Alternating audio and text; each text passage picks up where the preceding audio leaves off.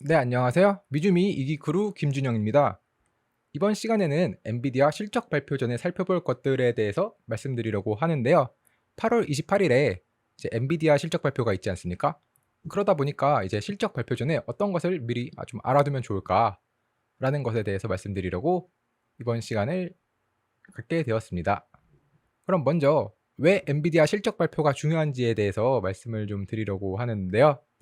이렇게 보시면 엔비디아는 사실 이제 이번 분기의 마지막 남은 매그니피션트 7의 실적 발표라는 것도 있지만 엔비디아 실적이 시장에 미치는 영향이 또 매우 크기 때문입니다.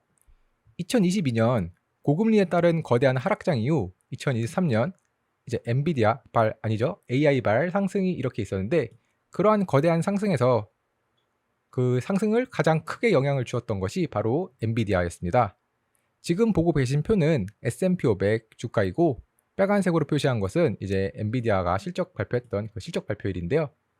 그 엔비디아 실적 발표 이후에 전반적으로 주가가 이렇게 좀 큰 폭으로 좀 상승하는 것을 알 수 있습니다. 혹시 여러분들 중에서 이 엔비디아 실적 발표일 중에서 기억나는 날이 있으신가요? 저는 2024년 2월 21일에 있던 이 날이 조금 기억에 남는데 왜냐하면 이 당시 이미 전반적인 AI 기업들이 주가가 많이 오른 상태였고 그 상황에서 이제 충분히 다 온 게 아닐까? 이제 더 오를 게 없지 않을까?라고 하면서 주가가 조금씩 하락하고 있었습니다. 이 과정에서 이제 뭐 엔비디아가 만약 실적이 몇 퍼센트 미스가 나면 뭐 나스닥은 어디까지 빠질 거다. 막 이런 얘기들이 돌았는데 이 하락장에서 엔비디아 실적 발표하자마자 바로 이렇게 큰 폭으로 주가가 상승을 했습니다. 그러면서 다시 한번 엔비디아가 이제 뭐 나스닥을 구원했다, 뭐 시장을 구원했다 이런 말이 돌았는데 그만큼 엔비디아가 전반적인 주식시장에 미치는 영향이 크기 때문에 굉장히 이번 엔비디아 실적이 역시 중요하다라고 말씀드릴 수 있을 것 같습니다. 자, 그러면 이제 엔비디아가 실적 컨센서스가 어떻게 되는지를 좀 살펴볼 텐데요. 엔비디아는 이번 분기 실적은 이미 전년 YOY 기준으로 2배가 넘는 실적이 예상되고 있는 상황입니다. 매출 같은 경우는 YOY 111% 상승한 286억 4천만 달러가 예상되고 있고요. EPS는 역시 전년 대비 137%나 상승한 0.64달러를 예상하고 있습니다. 전년도 현재 분기가 이미 EPS가 0.27달러였네요. 그래서 굉장히 큰 폭으로 지금 상승했고 예상치가 그만큼 기대치가 크다고 볼 수 있는데 이런 거에 대해서 월가는 어떻게 생각하는지 한번 애널리스트들의 의견을 살펴보겠습니다. 애널리스트들의 투자 의견을 살펴보면 전체 응답자는 60명이었고 이 중 응답자의 3분의 2가 넘는 44명이 바이, 그다음 12명이 아웃퍼폼을 외쳤습니다. 조금 안 좋은 의견이라고 볼 수 있는 홀드는 4명뿐이었고 그것보다 더 안 좋은 의견인 언더퍼폼과 셀 의견은 없었습니다. 이를 이제 시기열을 가지고 살펴보면 작년 2023년도 같은 경우에는 좀 이런 셀이나 언더퍼폼 의견도 조금 있었습니다. 그러나 이후 현재 지금 이 투자 의견을 살펴보면 바이가 훨씬 더 커진 것을 알 수 있죠. 이런 안 좋은 의견들이 다 줄어들고 현재 엔비디아의 주가를 굉장히 좋게 보고 있다는 것을 알 수 있는데요. 또 보면 놀라운 게 엔비디아의 주가가 이렇게 상승하는 과정에서 당시에는 이런 좀 의견 없음도 좀 있었습니다. 의견 없음이 꽤 증가했는데 왜냐하면 이제 주가가 자신들이 생각하기에는 좀 높은데 계속해서 좀 성장을 하고 있으니까 좀 할 말이 없어서라고도 볼 수 있습니다. 그러나 현재 이런 의견 없음도 점점 줄어들고 이것이 이제 바이나 아웃퍼폼으로 흘러가면서 점점 더 시장에서 월가에서 애널리스트들은 엔비디아를 좀 좋게 보고 있다는 것을 알 수 있습니다. 자, 그러면 애널리스트들의 목표가를 볼 텐데요. 60여 명의 애널리스트들의 목표가 평균 값은 142.54달러였습니다. 최저치는 90달러, 최대치는 200달러였습니다. 최대치는 우리가 그 잘 알던 그 로젠블렛이 제시를 한 목표가고요. 그러면 왜 이렇게 애널리스트들은 엔비디아의 실적을 좀 좋게 보는가에 대해서 말씀을 드리려면 역시 그 알파벳 CEO가 이번 분기에 실적 발표에서 말했던 이 말을 말씀드리는 게 제일 좋을 것 같습니다. 바로 AI에 대해서는 과소 투자의 위험이 과잉 투자의 위험보다 극적으로 더 크다. 즉, 우리는 결국 무조건 더 많이 투자를 해야 한다. AI에 대해서는. 이 말 한마디가 흔히 얘기하는 빅테크들이 결국에는 계속해서 엔비디아의 그 칩을 사줄 수밖에 없다는 것을 말하고, 또 이런 빅테크들이 결국에 지금 현 상황에서 가장 우량한 기업들이지 않겠습니까? 그렇기 때문에 이런 우량한 기업들이 대형 고객으로 있는 이 상황에서 엔비디아는 시장에서 계속 관심을 가질 수밖에 없고, 또 애널리스트들이 좋게 볼 수밖에 없는 것 같습니다. 또 이 그래프에서 보면 테슬라가 조금 비중이 작게 나오는데, 테슬라 같은 경우는 이 테슬라 말고 일론 머스크가 또 다시 세운 이 XAI, 여기에 굉장히 엔비디아 GPU를 많이 샀기 때문에 이 XAI가 또, 그래서 그 부분까지 만약에 포함이 된다면, 특히 테슬라가 일론 머스크가 테슬라에 미치는 영향까지 고려했을 때 좀 더 굉장히 높게 봐도 좋을 것 같습니다. 자, 그러면 두 번째 이유를 살펴볼 텐데, 두 번째 이유는 최근 6분기 연속으로 어닝 서프라이즈가 났다는 겁니다. 또 이것이 또 의미가 있는 게, 이 매출, EPS 이런 시장의 예상치를 보면 월가의 기대치들은 지금 보시면 아시겠지만 굉장히 이 성장의 폭이 굉장히 큽니다. 즉 매 분기마다 굉장히 큰 기대를 했다고 볼 수 있는데, 엔비디아는 그걸 6분기 연속으로 그 거대한 기대를 뚫고 더 좋은 실적을 발표하면서 어닝 서프라이즈를 냈다는 점에서 월가도 점점 엔비디아를 좀 긍정적으로 바라보고 있는 것 같습니다. 자, 그러면 엔비디아 실적 발표 후 주가 움직임이 어떻게 됐는지, 그 다음날 주가가 어떻게 움직였는지를 좀 살펴보겠습니다. 이 표는 이제 엔비디아의 2023년도 이후 현재까지의 주가인데요. 맨 왼쪽에 보이시는 이 네모난 부분이 잘 안 보이실 것 같아서 지금 이렇게 확대를 했는데, 보면 엔비디아 실적 발표 전까지는 주가가 이렇게 하락하다가 실적 발표 때 호실적과 함께 하루 만에 주가가 굉장히 큰 폭으로 상승한 걸 보실 수 있습니다. 이 하루 만에 24% 상승한 이 날도 역시 마찬가지로 굉장히 조금 떨어지는 추세였다가 하루 만에 이렇게 24% 상승했는데요. 이렇게 해서 AI발 상승을 이끈 2023년도 이후 평균 실적 발표일의 주가 상승률은 10.15%였습니다. 이렇게 시장이 좀 안 좋은 순간에는 이렇게 크게 오르지 않거나 약간 떨어지는 경우도 있었지만, 이때처럼 이미 기업 가치가 1조 달러가 넘어서 굉장히 거대한 기업이 됐는데도 불구하고 실적 발표하자마자 하루 만에 9.3%가 이렇게 올라버리는 이러한 모습까지 보였다는 것이 이제 엔비디아 실적 발표 당시의 주가 움직임이었습니다. 그러면 이제 한번 월가는 엔비디아 실적에 대해서 좀 어떻게 생각하는지를 알아볼 텐데요. 첫 번째로 우리가 이제 최근에 엔비디아가 블랙엘 수율 관련해서 좀 문제가 있지 않았습니까? 그래서 이것 때문에 또 엔비디아 주가가 하락해서 그 하락장에 8월에 있었던 그 하락장에 $100가 깨지기도 했었는데, IB들은 블랙엘 지연 큰 문제 아니다, 심지어 지연돼도 어차피 호퍼 쓸 거 아니냐 라고 하는 의견들이 골드만삭스를 포함해서 굉장히 많은 IB들이 이런 의견을 보냈습니다. 이것보다 더 심했던 의견은 이제 뱅크 오브 아메리카 의견인데, 나는 2분기 애초에 블랙의 실적 고려 자체를 안 했다. 우리는 애초에 블랙의 실적 포함시키지도 않았는데 그래도 좋다. 엔비디아 실적은 좋을 것 같다. 라고 말한 게 이제 뱅크 오브 아메리카의 의견이었고요. 그 다음에 어떻게 보면 좀 당연한 말이기도 하죠. 데이터 센터. 이제 데이터 센터의 수요 여전히 강력하다. 즉 공급보다 수요가 더 많다라고 했던 의견이 이제 웨드부시를 포함해서 굉장히 다양한 이런 IB에서 나왔고요. 그 다음에 말을 살펴보면 이제 로젠블렛이 했던 말인데, 로젠블렛은 아까도 살펴봤던 것처럼 엔비디아 그 애널리스트 목표가 $200, 가장 높았던 목표가죠. 그 $200를 제시했던 IB입니다. 이 IB는 진정한 엔비디아 이야기는 소프트웨어에 있다라고 하면서, 현재 반도체 기업으로서 엔비디아가 많이 알려져 있지만, 그리고 현재 실제로 반도체 기업이긴 하지만 그 이상의 무언가 소프트웨어를 보여줄 수 있다라고 하면서 소프트웨어, 특히 AI 파운드리와 같은 이런 부분에 대해서 많이 기대를 하고 있는 모습이고요. 또 파이퍼 샌들러와 루프 캐피탈 마켓 같은 경우는 굉장히 좀 의미 있는 말을 했는데, AI 시장에서 엔비디아가 최종 승자로 남을 것이다 라고 말을 했습니다. 이 말이 조금 의미 있는 이유는 뭐냐면, 엔비디아가 이제 AI 같은 경우 학습 모델이 있고 이 추론 모델이 있지 않습니까? 그래서 이제 처음에 AI 학습을 할 때는 당연히 엔비디아가 많이 필요하지만, 이 추론으로 가면은 좀 그런 경쟁력 혹은 영향력이 줄어들 것이다 라는 게 굉장히 많이 이런 의견이 있었는데, 이에 대해서 이에 좀 반하는 의견이죠. 그럼에도 불구하고 이렇게 추론 시장으로 넘어가더라도 결국에 이 두 파이퍼 샌들러와 루프 캐피탈은 그럼에도 불구하고 얘는 최종 승자가 될 것 같다 라는 것이 이제 엔비디아에 대한 이 두 IB들의 의견이었습니다. 자, 그러면 방금 한 것들을 좀 정리해 본 표인데요. 여기서 아까 말씀드리지 않은 게 이제 모건 스탠리 같은 경우는 이제 특별한 말은 없었고, 우리의 탑픽이다. 엔비디아는 이제 우리의 탑픽이라는 점으로 또 말을 했습니다. 이거 외에도 탑픽으로 선정했던 IB들이 좀 더 있습니다.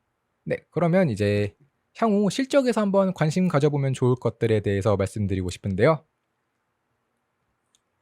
이제 이 향후 실적에서 관심 가져보면 좋을 것들이 어떤 거냐면, 단지 이번 분기에서 뭐 실적이 얼마나 좋게 나오느냐뿐만이 아니고 앞으로도 이 분야가 어떻게 성장하고 있고 엔비디아가 이 분야를 어떻게 키워나갈지, 계속 어떤 식으로 비전을 제시하고 있는지를 한번 지속적으로 관심을 가져보자 라는 의미에서 준비를 한 부분이고요.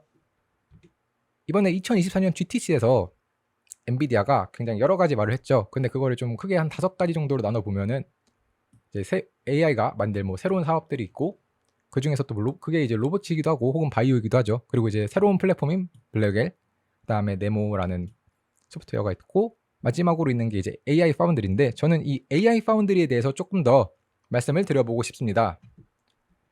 이제 AI 파운드리라는 거는 이제 AI 개발에 필요한 서비스를 통합적으로 제공하는 이런 소프트웨어 플랫폼 같은 건데요. 특히 학습 부분에서 굉장히 강한 장점을 가지고 있습니다.